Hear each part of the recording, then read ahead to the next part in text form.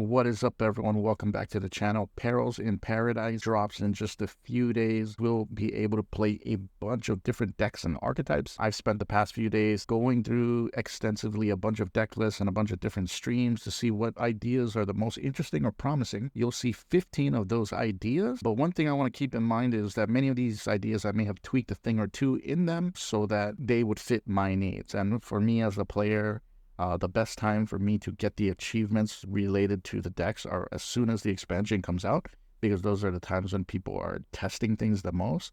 So most of, if not all, the deck lists will have at least a way to get the corresponding achievement for the class completed. The first one is Deathrattle Warlock deck. Remember, Warlock is the Death Knight tourist, so it gets access to Death Knight cards, and Warlock really has some really strong one-drop cards. Party Fiend, the 1-mana 1/1 battle cry, summon 2 1/1 Fell Beasts and deal 3 damage to your hero. So Warlock really is going all in on the self-afflicting damage kind of archetype, and it has a lot of good cards to support that. So we get Party Fiend in here. We have Mass Production, Chaotic Consumption, destroy a friendly minion to destroy an enemy minion. So with something like Party Fiend, you have like a 2-mana targeted removal, which is really efficient. We have Brittlebone Buccaneer in here, which is the 2-mana 1/2 undead Death Knight parent. Whenever you play a Deathrattle minion, give it reborn. We have got Cursed Souvenir, Dreadhound Handler, all these minions with Deathrattle abilities. We have 1 health drink in there for lifesteal. We got 1 Fellfire Bonfire.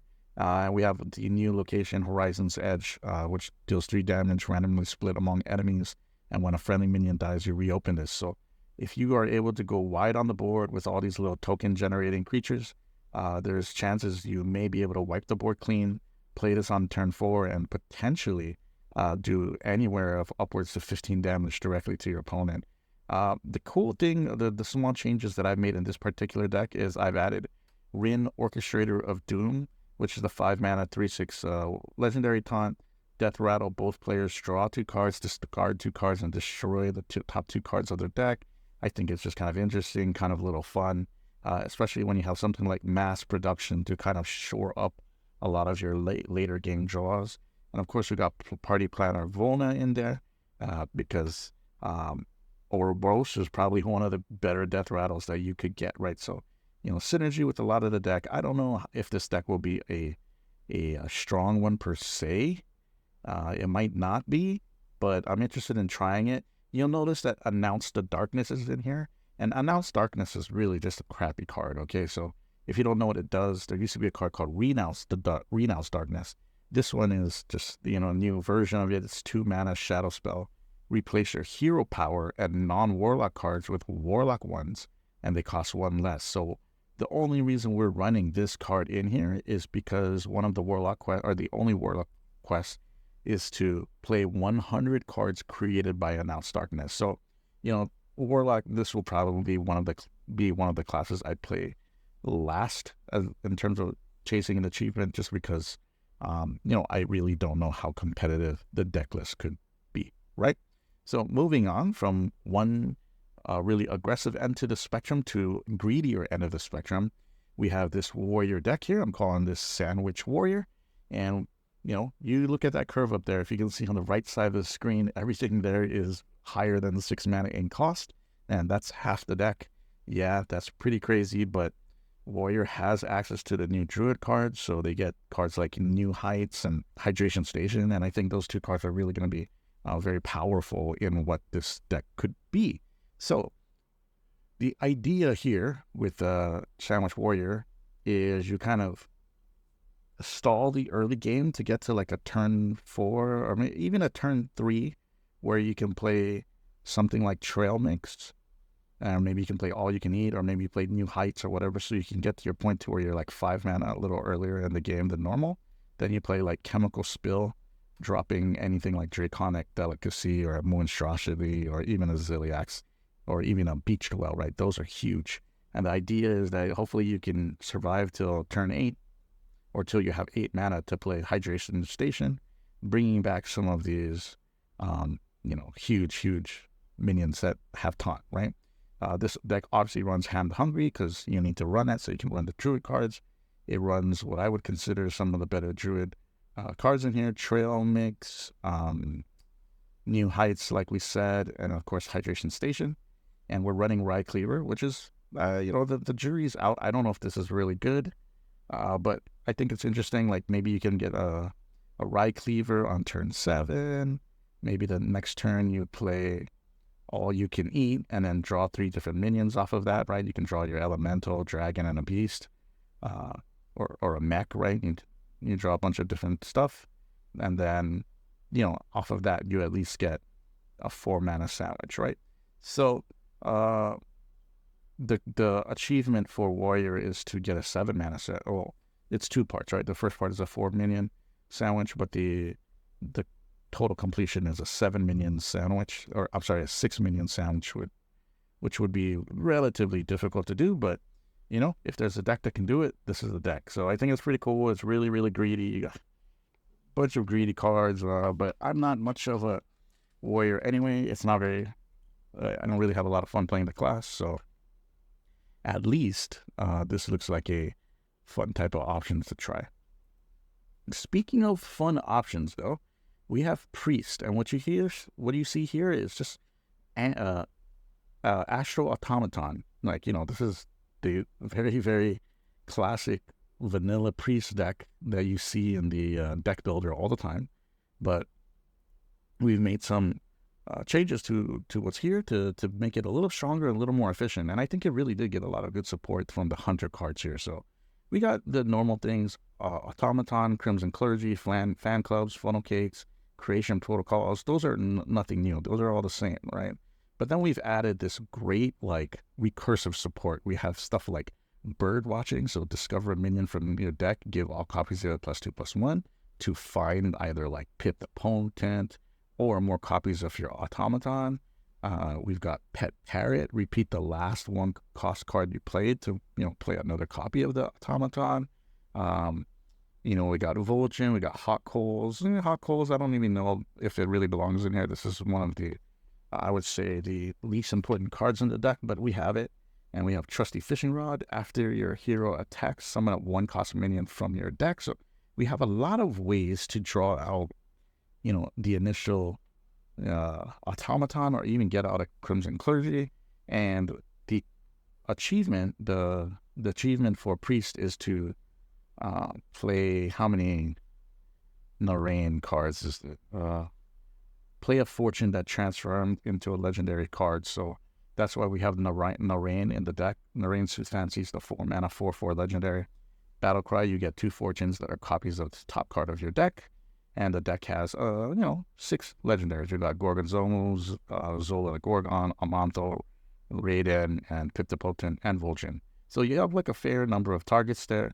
And, you should be able to complete the achievement relatively quickly. And in terms of the deck, I do think it is pretty powerful, but there's kind of like an anti-synergy with this deck, right? I actually think, Automaton, there might be a meta where you just completely get rid of Automaton and you just replace Automaton with the Amalgam, the new Amalgam, because Automaton doesn't get shuffled back in the deck. The Amalgam is recursive. It keeps coming back. It gets stronger as you buff it and as you pull it from your deck. But here, if you're playing the Parrot, what is it called? Bird watching, right? You're getting the minion. You're pulling the minion out of the deck. So you're going to have 1 copy left in it. And if you want to make new copies, you're going to have to use Synchronizes. You're going to have to use forged creation protocols, right? So it is a little challenging. I think this is it's a little bit slower, but who knows? It's an interesting take, and I'm going to have a good time playing this deck, so check that out. Now we're going to take a look at Mage, and I have a couple of Mage decks here for you to take a look at. And the Mage is just so cool that I have to put 2 deck lists, because I think they're, it just goes to show how different the archetypes are and types of play can be. So for the first one that you see right here, It's just a paladin, but this is in fact a mage deck. Okay, so it uses a ton of paladin cards. This one revolves around Rayla the Sand Sculptor, who is the paladin tourist. So she's a 4-mana 2/5. After you cast a spell, summon a random 2-cost minion and give it Divine Shield. Right. So this is basically a Vex Crow. Right. With cards like Concierge, which is a 3-mana 3/4, your cards from another class cost 1 less, and the drinks, you're able to really pop out some crazy tempo turns. So the idea here is to stick a Marooned Archmage, a Dark Moon Magician, or a Concierge, or whatever, and then start playing a bunch of your cheap 1-mana drinks, right? Divine Brew, maybe you have some Sunscreen from the Life-Saving Aura, whatever it may be. Even if you play Rayla out, that's fine, because the idea is to just overwhelm your opponent with like a board that is just a lot bigger in value than what you spent in mana. And this Hearthstone really, like, the broken things about Hearthstone is mana cheat, right? Mana cheat and tempo cheat. So, and this does both of it. So it is kind of cool, Jack. There's a little cheeky ideas here. We have Service Ace in here, because we're using a lot of Divine Brews and stuff. So those are our minion buffs. So, well, it might be good to have it in here. It's just one more target for your spells. I think it's pretty cool. Mantle Shaper, because you're going to be able to discount it relatively quickly. And I put Sandcastle on here because this card is just so good. It had to fit into a deck somewhere, and I didn't put it into any of our deck lists. So I was like, well, you know what? It's got to be in here. This is just too good not to play. Sea Shanty, has been pretty good in the streams that I've watched. It's been a pretty strong card, so I like to have it in there. And we have just more aggressive 1-drop type of play, type pool, Pupil to get you more of those 1-cost spells, Slither Spear to take advantage of those cheap spells, Amplifier, which is probably one of the worst cards in the deck, probably not needed, and probably could be cut for anything, Dry Scalp Deputy, which is pretty good, and Concierge, which is just really a godlike card. I think I underestimated how powerful this card is, but very, very strong. So anyway, that is an interesting deck. For Mage, one thing I would say about this is,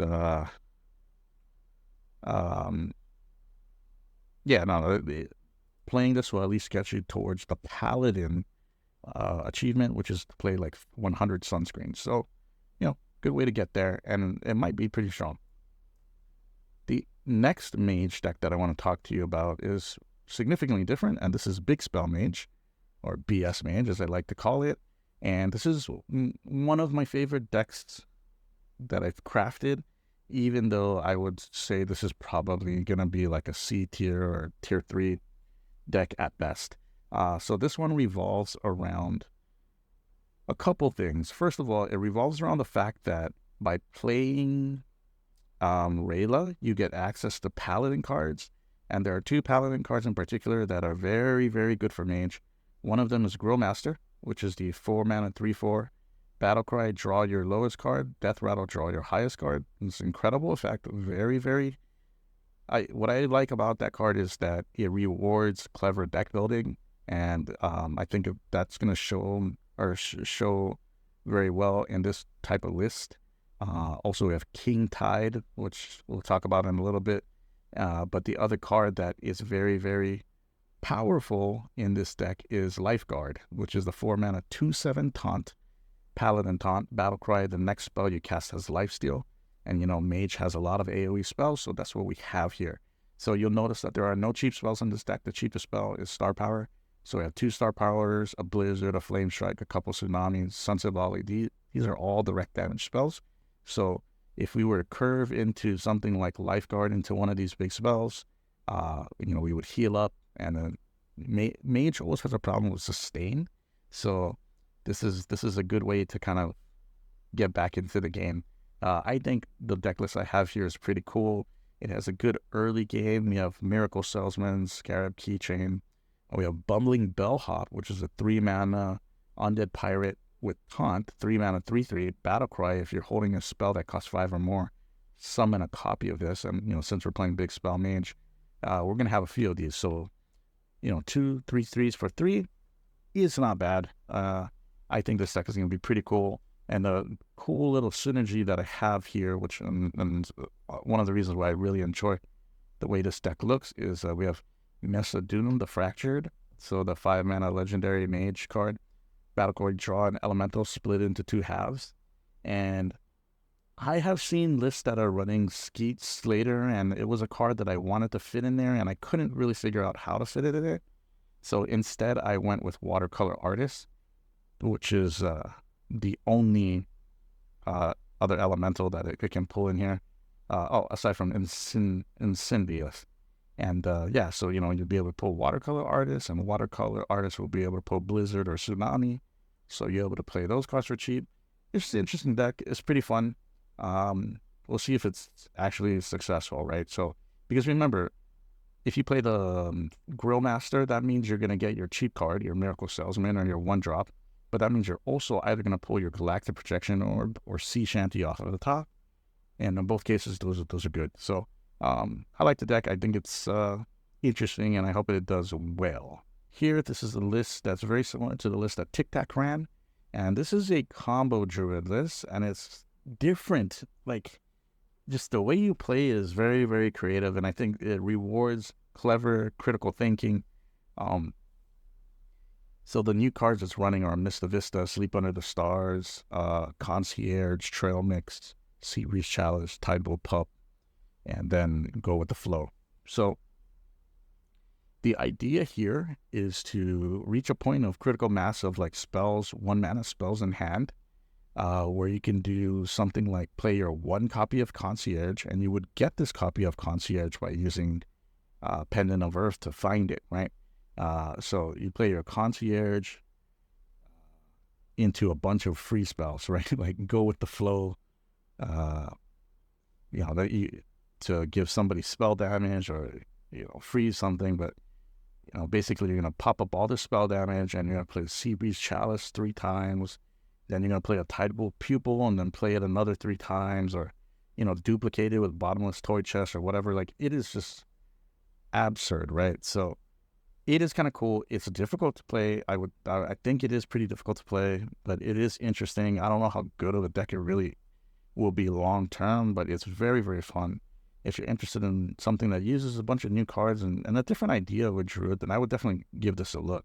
I wonder how this would be with the Owl. I'm not sure how consistent or how much better it can be, but I think there's an option there. But anyway, try that deck out.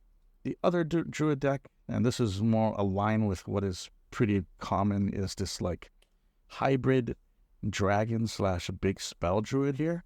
And you'll notice here we got the typical dragons. We got Phi, we got Gift Wrap Whelp. What is missing in here, and the only reason why it was missing was because I couldn't find this on the deck tracker thing, was Splish Splash Whelp.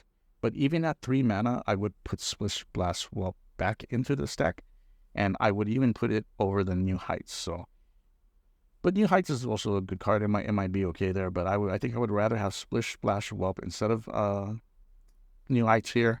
But you know, you got Gorgonzormu, Trog, Gem Tossers, Chia Drake, Desert Nest, Matron. So this is a really big dragon deck, and it has Dozing Dragon, and Dozing Dragon is, I don't know. I believe Dozing Dragon is just kind of absurd of a card. Like, it's 5 mana for a 3/5 that's dormant for 2 turns, but while dormant, summon a 3/5 dragon with taunt at the end of the turn. So for 3 turns, you're going to get 3/5, which is, you know, it doesn't seem like a lot, but that's pretty effective, I think. I think it's a pretty good card. It might be a little underrated. And you're also playing Mista Vista, the Mage Tourist. 5 mana, 5/5. Battle Cry in 3 turns. Replay every spell you've cast between now and then. So, you know, like the idea is you play a Vista on 5, and then your turn 6 is like, I don't know, Crystal Cluster or some big ass spell. And your next turn is Sleep Under the Stars or something, or King Tide into something. And then in a couple turns, your mana is through the roof, you know, like so. And then I guess that's probably what New Heights is probably pretty good in here. But yeah, I don't know how good this deck is, but it is pretty cool because this, like, you're running Surfilipod here, the 5 mana 5/6. So Battlecry, the next spell you draw is cast when drawn, and outside of Trail Mix, every spell in here is super impactful, and it's I don't know, it'll be cool. Big spell druid, yay! Druid doing crazy things yet again. So next up we have Demon Hunter, and I have 2 Demon Hunter lists here. The first one is, I guess, the more unique one. Demon Hunter's quest, by the way, is to summon 500 pirates with charge. So as such, it makes sense that we, look at a list that has some pirates. There are a bunch of lists. There's one that's like a pure Demon Hunter list, like no Priest Tourist, but I opted for a list that did use Arana, and here we have this list. It runs 2 Acupuncture, which is kind of like your end game. This is how you find lethal. You play Arana with this out, or maybe 4 damage is all you need to get there. Brain Masseuse, which I think is going to be a pretty decent 2-drop. Patches the Pilot, so this is one of your pirate generators. Adrenaline Fiend, which will help buff those pirates, and then Sigil of Skydiving, which is another pirate generator, and then Dangerous Cliffside, which is your final pirate generator. And this one is just all aggro, all in on flooding the board and attacking as much as possible. A lot of people are saying this is a great deck. This might be the deck that I play a lot.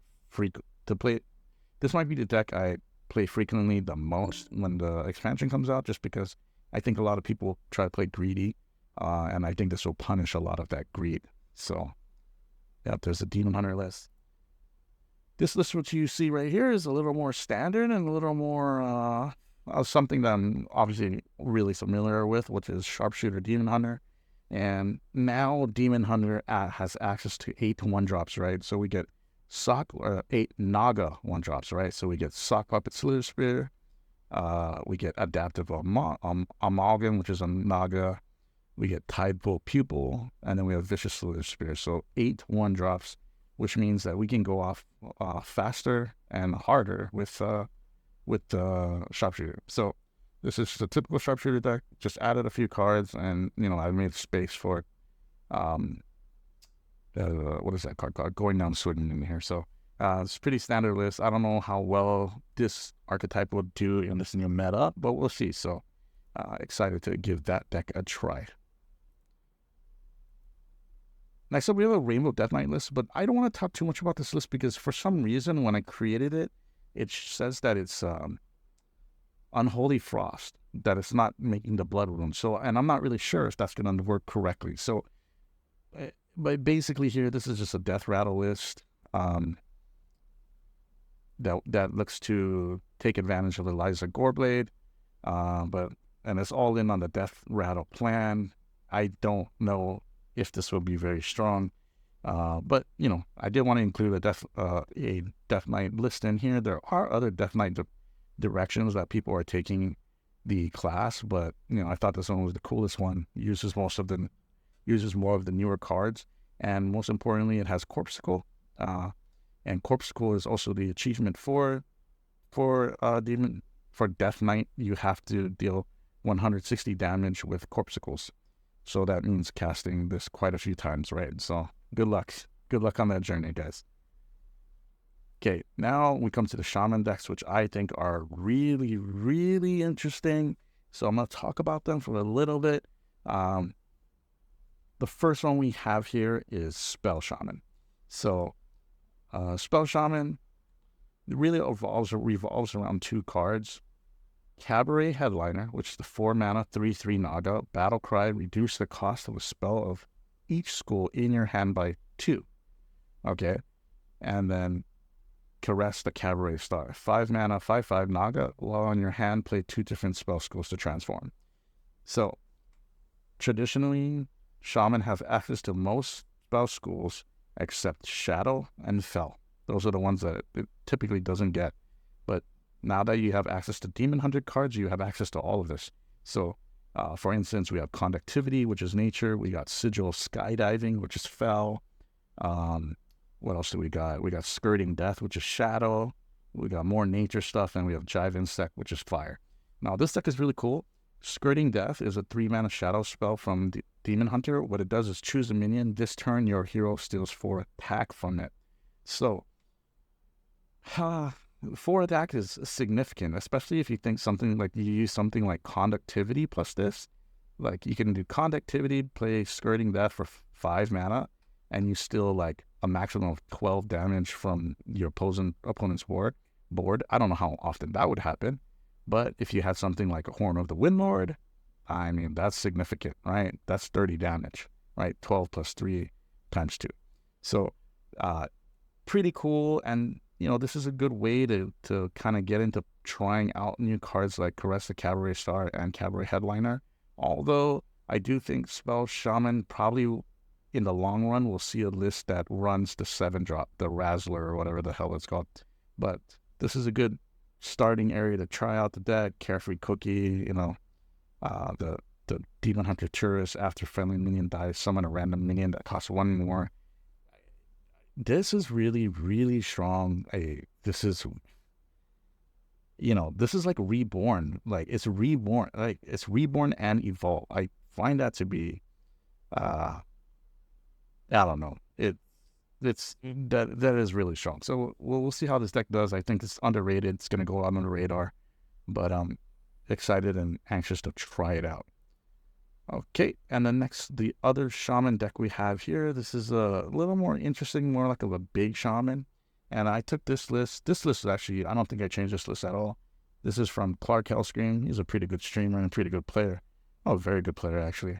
But yeah, this is a Shaman list based around Cliff Dive, and Cliff Dive is the Demon Hunter, 6-mana Demon Hunter card. Summon 2 minions from your deck and give them rush. They go back at the end of your turn. And, you know, obviously you're running things like All-Terrain Voidhound, whenever this 7-mana 5/8, whenever this attacks, give your hero +5 attack. Walking Mountain, you know, which has make a Wind Fury and Lifesteal. Like, you know, you're running all these cards that are just like significant, and then, you know, you just have damage, right? Skirting Death, Turn the Tide, Conductivity. Like, it is kind of interesting. It's a good, interesting take, but I think you have to be really, really confident and aware of your options to play a deck like this. So this probably wouldn't be the list that I'm gonna play. I'm more interested in the Cabaret Star type of list, but, you know, we'll see. Keep in mind, the Shaman quest is also to play Caress the Cabaret Star in all her different forms. So, you know, that's my goal, right? I don't care really about the win rate. I really just want to complete the achievement. That's my goal. So I probably will play the other deck list and not this one. So there are 2 more decks left here. This next one is probably not that interesting, I think, to many of you, but it is a update of the Gaslight Gatekeeper Rogue. All we've done here is add Knickknack Shack, Swarthy Swordliner, and Seaside Giants to the list, but the rest of the deck is pretty familiar and stays the same. So the idea here is Knickknack Shack will draw you more cards, right? So Knickknack Shack is a new location, 3 mana, draw a card. If you play it this turn, reopen it. So playing this later, like on a turn 5, or playing this on a turn 4 and then opening on a turn 5, you might be able to draw quite a few cards off of this. It also includes Swarthy Swordliner, which is super underrated. I don't think people are talking about this card enough. 3 mana, 3/3, Battlecry, set the attack and durability of your weapon to 3. So, you know, you attack with a quick pick once, then you play this out next turn. Now you have a 3/3 quick pick, getting more turns to draw. Pretty groovy kind of curve there, and I like it. I think it's pretty interesting. Rogue's sorry, what do you call it? Rogue's achievement is to play 8 unique pieces of loot from Treasure Hunter Eudora, and I actually have not updated the deck for her, and so, you know, that is something I'll have to do and figure out. But I just, you know, I dread actually having to play that card, but, you know, we'll see. And the last deck, and I think this is probably going to be one of the most hated decks out there, is Paladin. And this one is a Holy Paladin list. This list is my own list. I know there are some other lists that are playing relatively similar to this, and they're probably more fine-tuned, but I like what I have here. The idea here is you want to use your buffs and your holy spells early so that you're able to get out your flickering light bot, your gigantic flickering light bot, and have a nice board. And your win condition is basically Sunsapper Linessa, a coin, and a couple of holy glow sticks, right? Because she'll play your cards twice, right? The cards that are 2 or less, she'll play them twice. So, you get one coin gets you 2 manas. The freaking holy glow stick hits twice. Like, it's pretty effective. It's pretty crazy. Sea Shanty doesn't play twice. It's or I don't know if it plays twice if it costs 0. Probably not.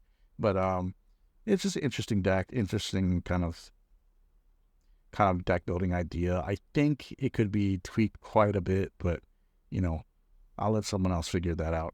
But anyway, those are my 15 deck recommendations. Like, let me know what ideas here, like, you think you could tweak or make better, or maybe I totally missed something that's on the radar that I just have not seen that is just really crazy. Let me know. Let me know what you're playing. I'm super excited to open up the cards for this expansion, and I will actually open those up.